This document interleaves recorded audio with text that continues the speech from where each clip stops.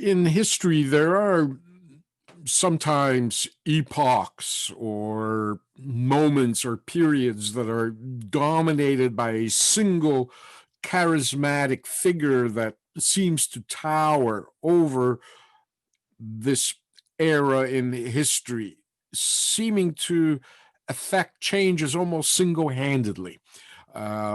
Julius Caesar, Alexander the Great, Constantine, Barbarossa, Henry VIII, Elizabeth I, Louis the XIV, Peter the Great, Catherine the Great, Napoleon, Winston Churchill, Roosevelt, Mao Zedong, Fidel Castro.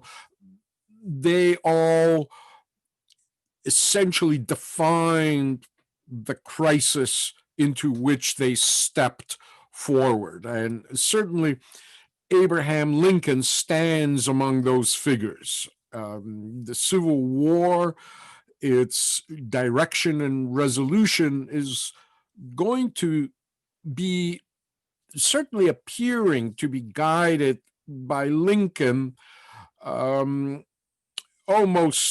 as I say, single-handedly, although that's not exactly accurate, but yet we're left with that impression. And of course, once the Civil War comes to an end, Lincoln is shot dead, assassinated, perhaps the last casualty of the Civil War. And that too gives it a kind of almost Greek myth type of context to Lincoln's presidency. So I'll spend some time just looking at Lincoln, as he is going to be such a central figure in this history. Lincoln really was born in a dirt floor log cabin on a remote farm in Kentucky, February 12th of 1809.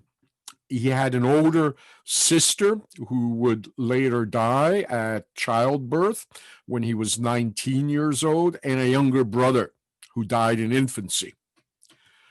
Lincoln's father, Thomas, never learned to read or write. Lacking much ambition, he only cleared enough land around his farm for the family's use, trapping the family in relentless poverty, subsistence farming.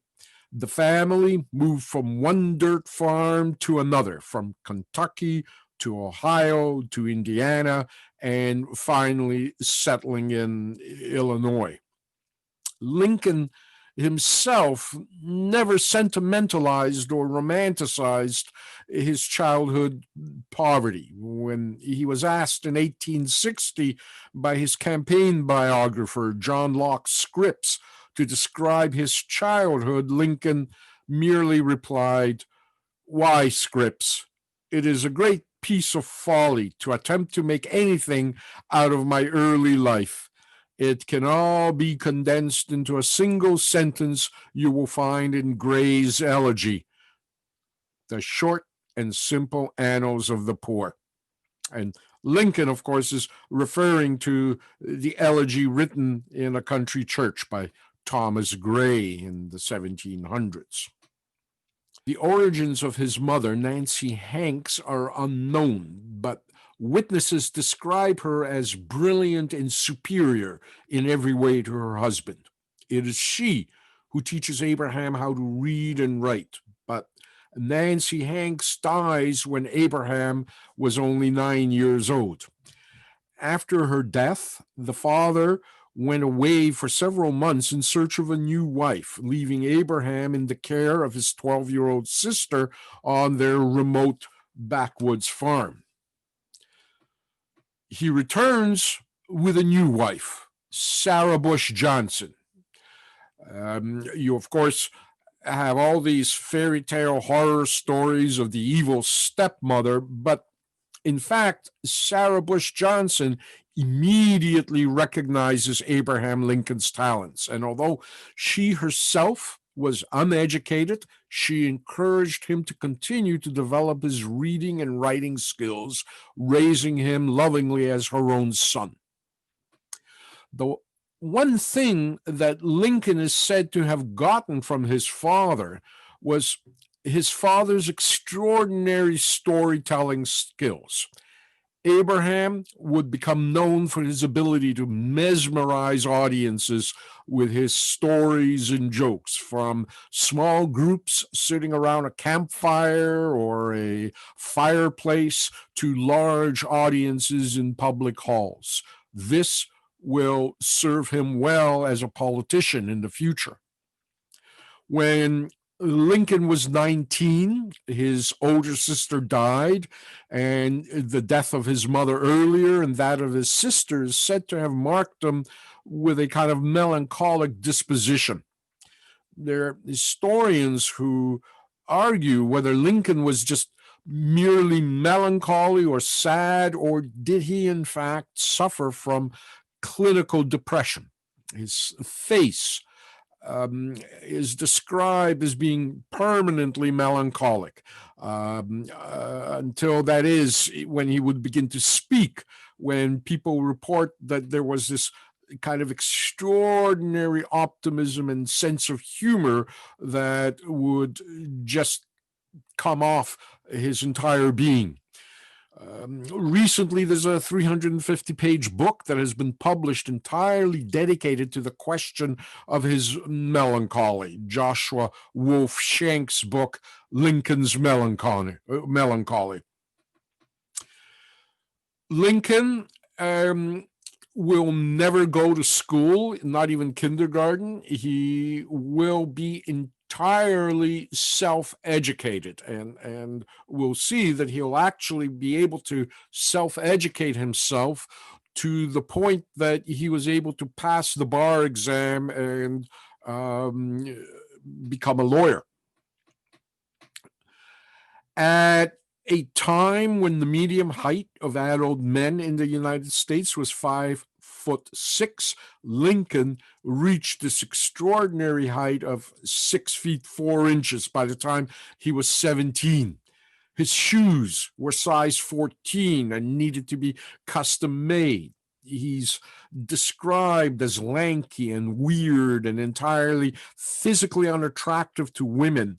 That is, until he begins to speak. And then apparently there's this extraordinary charisma that would come off him, overwhelming women, who Lincoln apparently enjoyed. According to his recent biographer, Doris Kearns Goodwin, in the book Team of Rivals, Lincoln, before he was married, had dozens and dozens of girlfriends and encounters with women.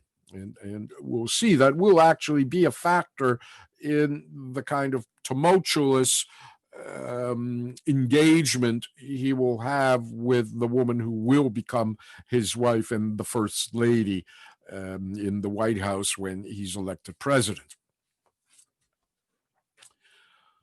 When Abraham is 22, he's going to strike out on his own. He'll move into the village of New Salem, Illinois. He'll work on riverboats transporting goods between Illinois and New Orleans in the South. And although he witnesses slavery in slave markets in Louisiana, he doesn't make any comment on them later in his life or in any of his writings. As I say, Lincoln is essentially self-taught, reading everything from the Bible to the U.S. Constitution. He apparently once walked 20 miles to borrow a book. Lincoln would argue that one did not need to go to Harvard to get a quality education. The books one read were the same whether they were at Harvard or in some God-forsaken frontier village. He taught himself law by reading Blackstone's commentaries and essentially, that was the basis of, as I say, his education. He just taught himself. When Lincoln arrives in New Salem, he runs for politics the first time. He runs for Congress, but he loses the election. Finally, in 1834, Lincoln will successfully run for the Illinois state legislature as a Whig, and he'll win. He also either has a friend or becomes engaged to 22-year-old Anne Rutledge. Again, historians are in disagreement whether he was engaged to Mary or, again, whether Anne Rutledge was just a close friend of his. Most concede that he was to marry her, but once again, an important woman in his life dies. She dies before they could marry. And so after the death of his mother and his sister's death, this was the third death of a woman important to him. And it's reported that he became deeply depressed and unable to function in the months following Anne's death. Lincoln himself would admit that after her death, he, quote, ran off the tracks. Later, upon visiting his childhood home, he writes this melancholy poem. I hear the loved survivors tell how naught from death could save, till every sound appears a knell and every spot a grave. Kind of very gloomy poetry. Nor does Lincoln have religion to comfort him. Having become convinced as a young man that there is no God. Whether Lincoln retained this atheistic viewpoint till, once he became president or later in life, we really don't know. But certainly when he was young, shortly after the death of Anne Rutledge, a neighbor asks him if he believed that he would meet Anne in the afterlife, and Lincoln responds, I'm afraid there isn't one. It isn't a pleasant thing to think that when we die, that is the last of one.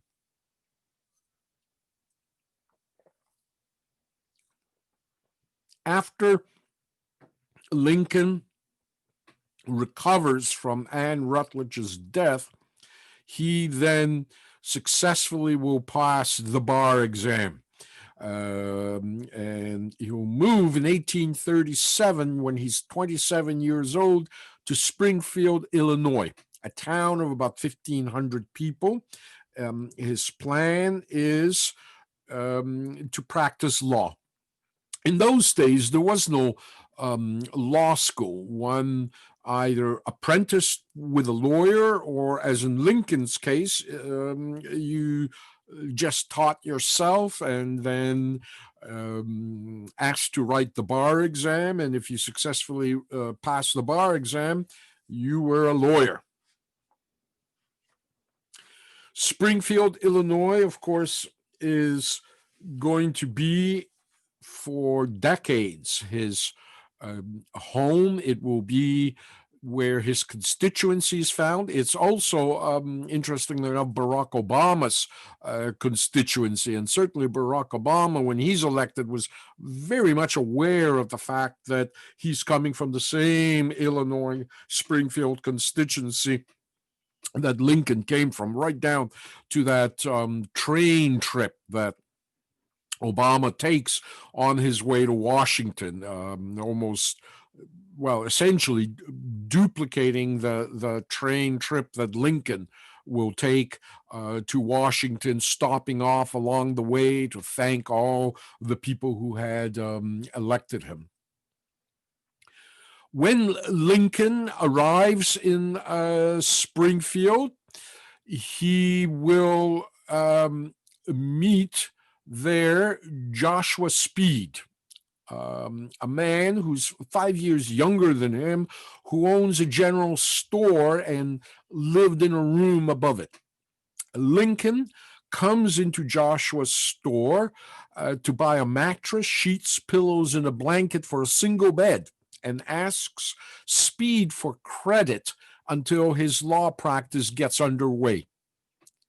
Instead, Speed offered Lincoln to sleep in his own double bed. And so for the next 4 years now, the two men will share a bed together in above the general store. The question that historians also debate about this relationship between Lincoln and Speed is, whether they got it on in the 4 years that they slept in the same bed. And it's one that is still debated by historians. In those days, it was not uncommon for men to share beds in the 19th century in their living arrangements or even with strangers in hotels. The cheaper rooms would be ones that the bed would be shared by multiple hotel guests. So some argue that to impose a sexuality on Lincoln's relationship with Speed is more a 21st century hang up than one from the 19th century. Nonetheless, sexual or not, Lincoln's relationship with Speed was going to be close and it's going to be intimate. It's in Springfield, Illinois, that Lincoln comes into his own. As Doris Goodwin writes, quote, here in Springfield, he would carry forward the twin careers that would occupy most of his life, law and politics. His accomplishments in escaping the confines of his barren, death-battered childhood and his relentless self-education required luck, a stunning audacity, and a breadth of intelligence that was only beginning to reveal itself. End of quote. While Lincoln worked during the day, once he finished work in the evening, he would sit downstairs in Speed's general store with the other young men who would hang out there by the fireplace, reading newspapers, gossiping, arguing about politics in kind of a barbershop-like venue. Speed would recall that people would come into the store in the evening just to be entertained by Lincoln's storytelling and his jokes.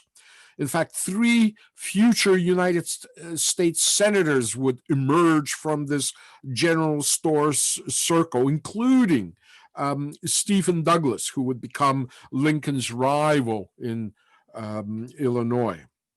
But a lot of Lincoln's election supporters and workers would also emerge from this store. Lincoln will serve in the state legislature of Illinois for 8 years. During his period in state legislature between 1834 and 1842, Lincoln will come for the first time to record his position on slavery. And Lincoln's position will be that the institution of slavery, he says, is, quote, founded on both injustice and bad policy, but the Constitution does not give Congress the power to interfere with slavery in the states where it was already established. That's Lincoln's position. And it will be right until he issues the Emancipation Proclamation in the middle of the Civil War, or at the beginning of the Civil War. And so Lincoln will say, as they say, Congress doesn't have the power to interfere with slavery, but that the federal government has the right to ban slavery, first of all, in federal territories and in Washington, D.C., which is also a federal district.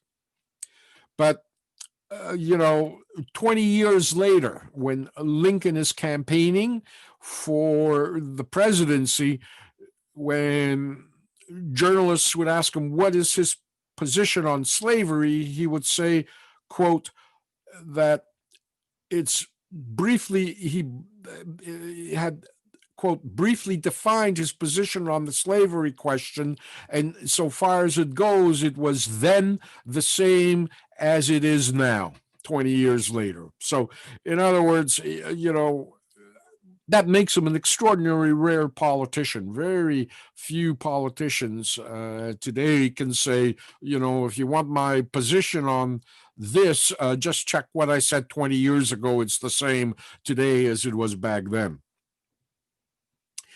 In 1840, Lincoln now carries on this tumultuous relationship with Mary Todd, the daughter of Robert Todd, who's a rich and powerful Whig Party politician from Kentucky. Their engagement is going to be broken off twice, once by Mary and once by Lincoln. When Lincoln apparently becomes involved with another woman. And even though Lincoln breaks off this second engagement in the winter of 1840, 1841, he becomes depressed all the same by the breakup. And he sinks so deep into this depression that his friends are worried whether he will recover. And it's further aggravated by the fact that now his bedmate, Joshua Speed, tells him that his father had died back in Kentucky and that he's selling the general store and closing up and moving back to Kentucky. And so his depression is so deep that his law partners send for a doctor to treat him for hypochondriasis, the hypo, which back then was defined as feelings of hopelessness and listlessness accompanied by thoughts of death and suicide, which is the current definition often that we have for symptoms of depression. The source of the hypochondriasis, as depression was known back then, was thought to be in the liver, the gallbladder, or the spleen, which are believed to be the seats of emotion.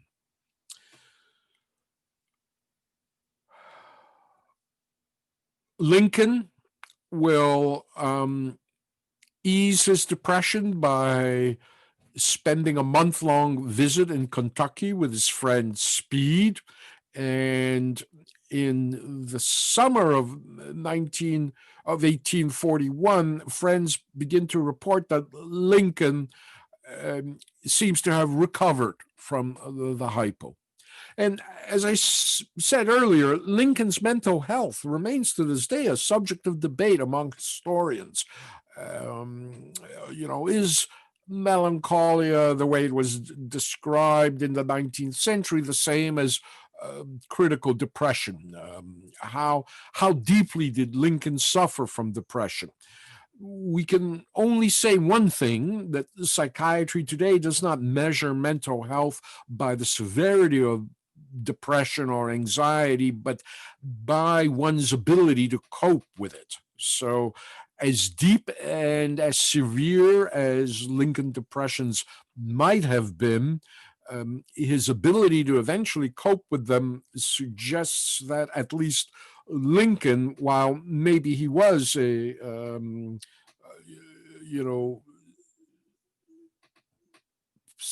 had incipient depression, he at least could deal with it, and we would describe him as mentally sound. After not seeing each other for a year and a half, mutual friends arrange in the summer of 1842 to get Mary Todd and Lincoln back together again. They arrange a date for them. And so that this time works out. And on November 4th, 1842, they marry. And 3 days short of 9 months after the marriage, their first son, Robert, is going to be born, followed by a second son, Edward. The same year that Lincoln marries, he decides not to run for the state legislature and enters the practice of corporate law with a partner full time. But 4 years later, he is bored with corporate law, and so he returns to politics, running successfully now as a Whig candidate for the House of Representatives in 1844. And so this will be his first elected position in Washington, D.C. He will serve 2 not particularly distinguished years in Washington, D.C. The term for a representatives is 2 years. He will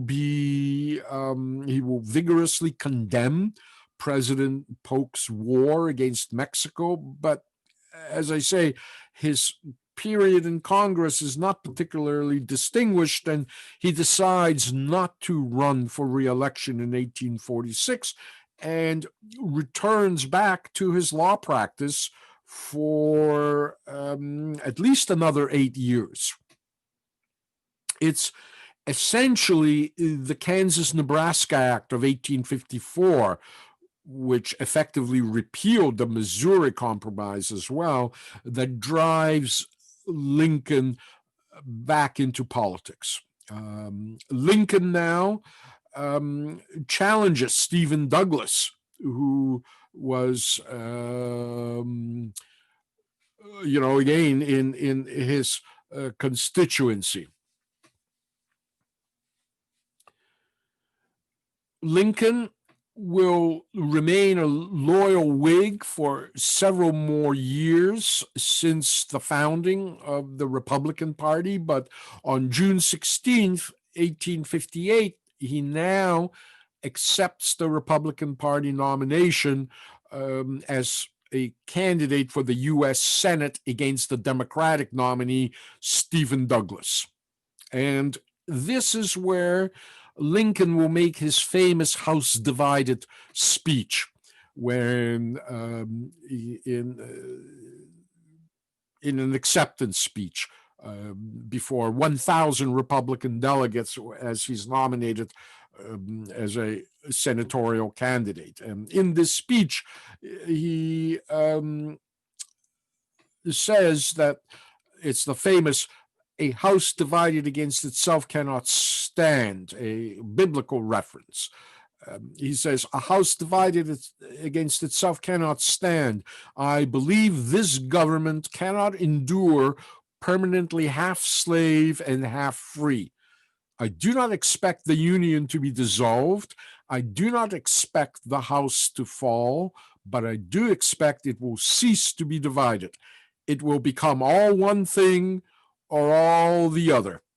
Either the opponents of slavery will arrest the further spread of it and place it where the public mind shall rest in the belief that it is in the course of ultimate extinction, or its advocates will push it forward till it shall become alike lawful in all the states, old as well as new, north as well as south." End of quote.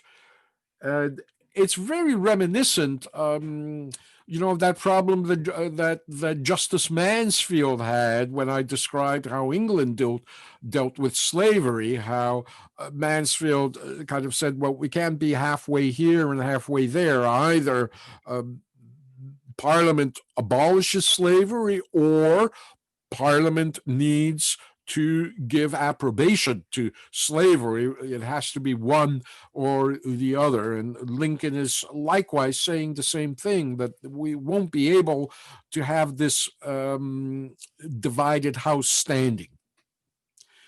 The series of 1858 Lincoln-Douglas senatorial debates are legendary. Thousands of people will come to hear these debates, some of which last 3 to 6 hours without the aid of microphones or television. People in those days were very much engaged with political discourse in the way they're not. Sometimes these debates would begin in the late afternoon. People would break for supper, and then they would return to usually a large theater to hear the debates. Newspapers in the next day would publish a transcript of the debate in full, and very different from the 2-minute soundbite debates that we see on television today. People really followed in detail the political discourse during an election back then in the 19th century. Much of the debate with Stephen Douglas, and the texts of these debates are actually available in book form, and as I say, they're well documented, but much of the debate centers on the Dred Scott decision, because it had just recently had come down. Douglas derides Lincoln's position that blacks were among those, quote, created equal according to the United States Constitution. And so Stephen Douglas, in that debate now, very pointedly asks the audience, quote, "Are you in favor of conferring upon the Negro the rights and privileges of citizenship? Do you desire to strike out of our state constitution that clause which keeps slaves and free Negroes out of the state, in order that when Missouri abolishes slavery, she can send 100,000 emancipated slaves into Illinois to become citizens and voters on an equality with yourselves? If you desire to allow them to come into the state and settle with the white man, if you desire them to vote, then support Mr. Lincoln and the Black Republican Party, who are in favor of the citizenship of the Negro. If you, Black Republicans, think that the Negro ought to be on a social equality with your wives and daughters whilst you drive the team, you have a perfect right to do so." End of quote. So already we get a sense here that Illinois, a free state, has not only restrictions on African Americans voting, but as well as restrictions on African Americans settling in the state of Illinois, free African Americans. And Lincoln goes on the defensive.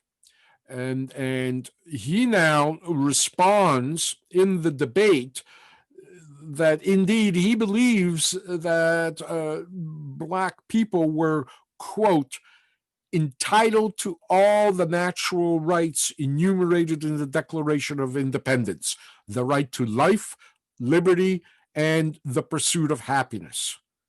But do not believe that because I do not want a Negro woman for a slave, I must necessarily have her for a wife.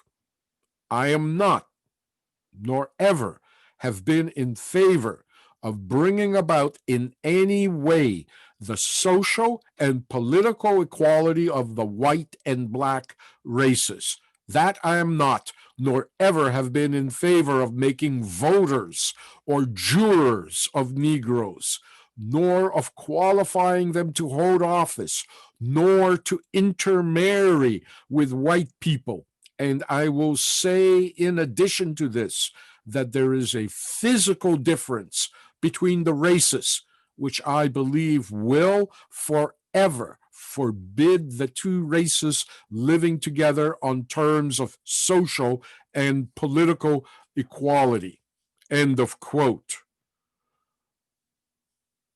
African Americans were equal in one thing, Lincoln said, quote, in the right to eat the bread without leave of anybody else, which his own hands earn. He is my equal and equal of Senator Douglas and the equal of every living man. End of quote. So this will be Lincoln's position on race, and it won't change. And of course, if any politician said anything like what Lincoln said in the 1858 debate, that politician would, of course, be denounced as a flaming redneck racist. But this is the best we get. This actually, of course, for the 19th century, is the tone and nature of progressive thought on race relations. Lincoln, as I said, believed in the separate nature of the races. He did not believe that African Americans should be voters or jurors or run for office, nor should they be intermarrying with white people. So, and I think Lincoln's position on race in the United States is pretty much as progressive as most Northerners felt about African Americans. The question of slavery was not necessarily an issue for Northerners of bringing equality to African Americans, but just abolishing an institution, one that many Northerners saw as barbaric. And secondly, as I described in another lecture, it's a currency for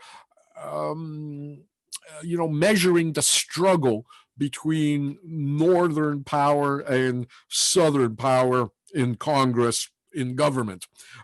We measure it essentially by how successful can we restrict slavery and halt its further spread, and can we actually abolish it, is a whole other question that many Northerners are not particularly concerned about, and neither is Lincoln. Lincoln does not set out to abolish slavery. The only thing that Lincoln says is that the government has the power to restrict the further spread of slavery. So historians hold Lincoln as, quote, the winner of the debate. History, however, records that Douglas became senator, not Lincoln. In those days, of course, senators were not elected by popular vote. The state legislature would appoint them. And in the state of Illinois, there were enough Democrats left in the state legislature for the Democrats to have a marginal majority, and they proceed to appoint Stephen Douglas as the state senator. And so this now sets the final act in the antebellum period of the United States. The 1860 party nomination convention for presidential candidates.